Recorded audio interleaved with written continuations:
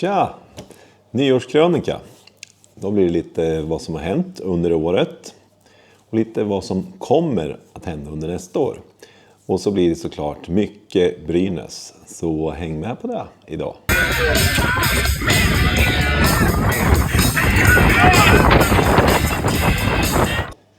Ja, då kör vi nyårskrönika. 2 grejer först. Vi börjar med hockeybiljetterna som jag hade i ett avsnitt. Brynäs-Timrå, Sjödins tröja ska i taket. Vi hade en vinnare där. Vinnaren har inte hört av sig. Så nu är det lite panik. Och om det är någon som vill ha de här biljetterna så mejla mig på peter@peterfnutt.se. Och den första som mejlar mig får dem. Det är 2 stycken sittplats på rad 1. Så mejla mig omgående så är biljetterna dina. Sen har vi en nyårshälsning från Nelly. Gott nytt år! Tack för att ni tittar det här året. Hoppas att ni tittar nästa år också. Och den 7 januari är jag tillbaks igen. För då är det Linköping-Brynäs. Och ni vet vad jag har sagt. Vi kommer att ha SM-guld. Som sagt, det blir ingen hockey för oss förrän den 7 januari. Jag sticker till Serbien imorgon och ska åka skidor. Det är en sån där -10 på nätterna där och solen skiner. Och vi kommer givetvis göra ett avsnitt därifrån. Och det är så att jag ska åka med en som håller på Färjestad. Och jag tänkte att han och jag skulle diskutera lite från ett Färjestad-fans perspektiv det här som händer med Brynäs. Men jag håller mig lite med Brynäs snack här. Det kommer lite senare avsnitt. Men börja med vad som har hänt i år egentligen. Och det var ju så här, jag startade den här kanalen då i mars. Hade ju inga jättehöga förväntningar. Men det har gått otroligt bra. Över förväntan. Och tanken var ju då att det här skulle handla om mestadels löpning. Så har det ju inte blivit då. Utan vi snöar ganska snart in på Brynäs. Och nu på hösten har det ju blivit otroligt mycket Brynäs. Men det är roligt också för det går väldigt bra för Brynäs. Men löpning då. Jag har haft lite kämpigt i år med lite skador. Och nu på slutet ryggont. Men jag har nog fått ihop en 120-130 mil i alla fall i år. Och jag har ju faktiskt fått ihop 2 maraton. Inga supertider men ja, 2 maraton ändå. Så man får väl vara lite nöjd trots allt. Så det blir ju mer maraton också såklart. Och det blir mer löpning. Det är några av er som har skrivit och så. Det kommer bli mer löpning. Och jag har faktiskt varit ute och sprungit idag. Och jag har sprungit 2 dagar nu och det har hållit. Så jag hoppas att det kommer att hålla framöver här i januari. Så det blir mer löpning och målet är att springa 2 maraton i år igen om jag håller. Och då är det ju Belgrad och sen tror jag faktiskt att det blir London. Vi får se. Men jag försöker få ihop 2 där. Sen om man tittar lite på vad som har hänt. Jag tänkte så här lite roliga klipp som har varit. Och klipp som har varit populära. Och om vi börjar med Belgrad där. När jag sprang maraton Belgrad då uttalar jag mig lite om Volvo. Och vi tittar på det här. I have Volvo one time. En gång hade jag Volvo. Det var som att åka traktor i motorvägen. Nej, fy fan. Nej, jag gillar inte det. Det är jävligt skumt. Alltså, jag försökte verkligen. Jag tycker det är skönt med hundarna och sådär. Men när man ska åka mer än 5 mil då är det inte kul alltså, med Volvo. Ja, det där klippet kanske inte var så märkvärdigt. Men det har ju snurrat otroligt. Det där avsnittet är faktiskt det populäraste avsnittet. Och på TikTok framförallt har det varit väldiga diskussioner om det där avsnittet. För eller emot Volvo. Det var inte riktigt meningen men det bara blev så. Det är så här tillfälligheter. Så det var ett roligt klipp som blev bara av ingenting. Linus som har filmat för övrigt. Ja, sen har vi en grej till och det här tycker jag själv är roligt. Det var ju när vi var nere i Serbien. Det avsnittet är inte så populärt men däremot den shortsen som vi la ut med just det här. Så titta på det här.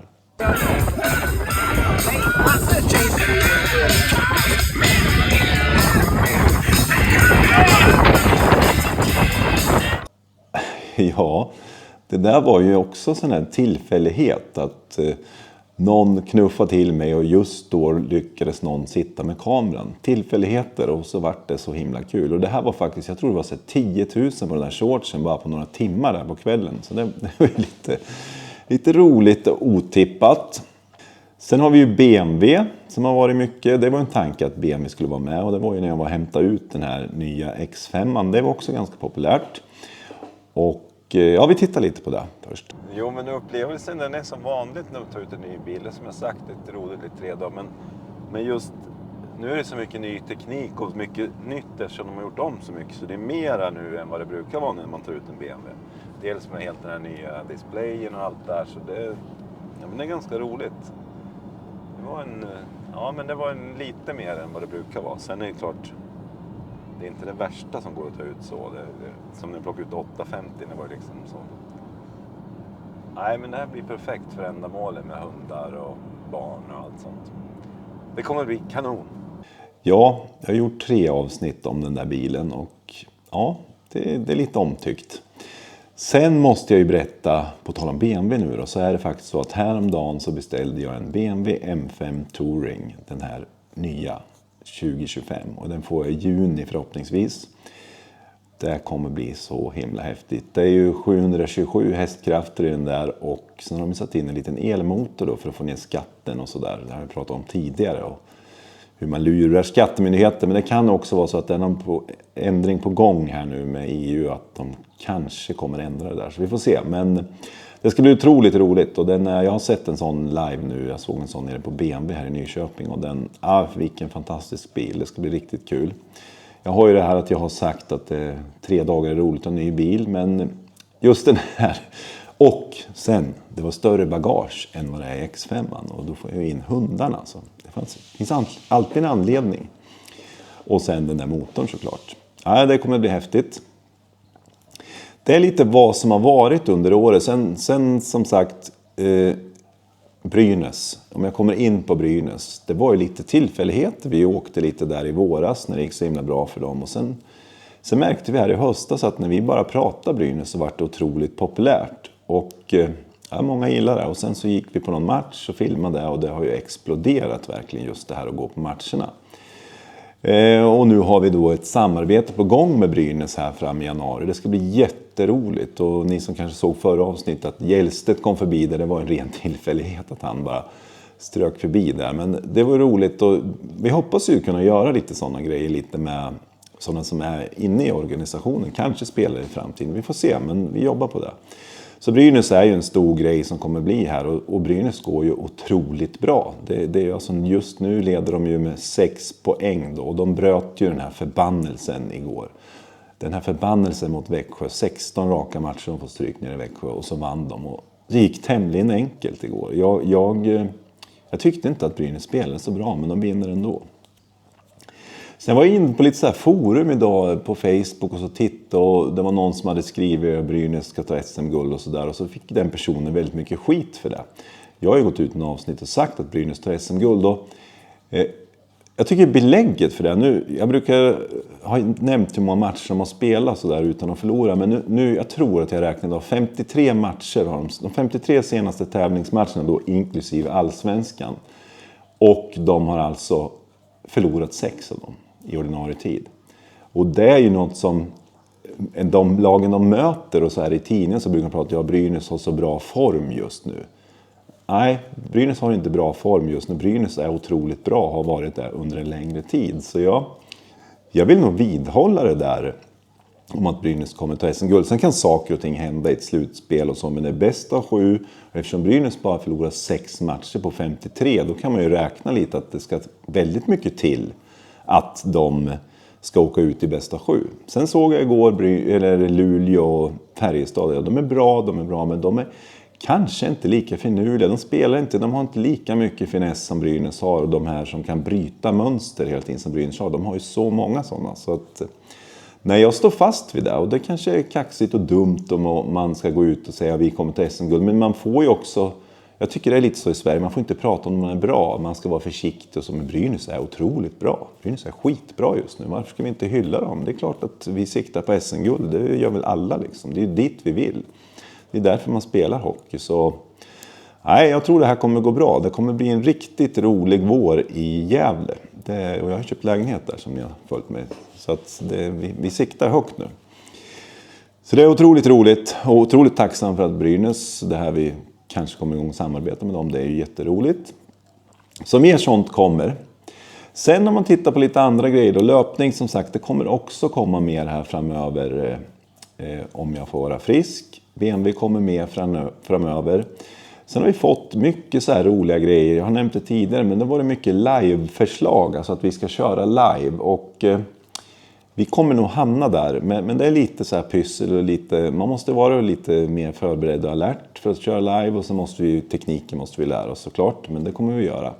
Så det kommer live och vi tänker lite så här vad man skulle kunna göra live. Kanske matcher man inte är på, att vi sitter och tittar på matchen och kör sådana live-grejer. Vi får se om vi kommer dit. Sen var det någon som hade ett roligt förslag att vi skulle jämföra alla Brynäs-spelare med hundraser. Ja, vad är Kopacka? Vad är han för hundras? Lite sådana grejer. Vi får väl se om vi landar där. Det var en ganska rolig idé i alla fall. Allsvenskan har vi fått mycket synpunkter om vi inte ska gå in och prata om allsvenskan. Jag vet inte, jag har alldeles för dålig kunskap om allsvenskan. Jag såg Djurgården Karlskoga häromdagen och ja, det var ju spännande. Djurgården tycker jag mal på. Jag vet inte, de mal på och de börjar väl hitta någonting där. Sen har de ju, Andrén är väl inte första målvakt jag förstår. Och jag tycker att Andrén var inte bra förra året då när Brynäs slog ut dem. Men jag vet inte om Djurgården inte riktigt såg det. Men vi får se. Så sen personligen tycker jag Karlskoga, jag gillar dem. Alltså, nu var inte de gjorde väl bortslit. Men de hade hugg där i slutet. De har ju gått bra i år också. Så vi får se vart det landar.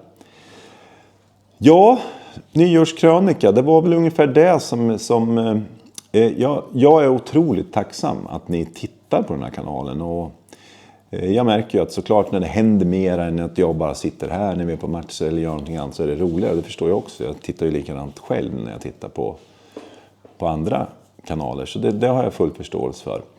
Men som sagt, nu blir det Serbien och skidåkning. Och jag hoppas ni tittar på det avsnittet. För det är fantastiskt där nere i Zlatibor. Jag vet inte hur många av er som känner till det. Men det påminner lite om Åre fast det är i Serbien. Jag kom ner dit för 8 år sedan ungefär. Och då var det extremt billigt där nere. Nu är det väl... Ja, nu har priserna kommit upp. Men om du jämför med Åre och Sälen så är det fortfarande extremt billigt.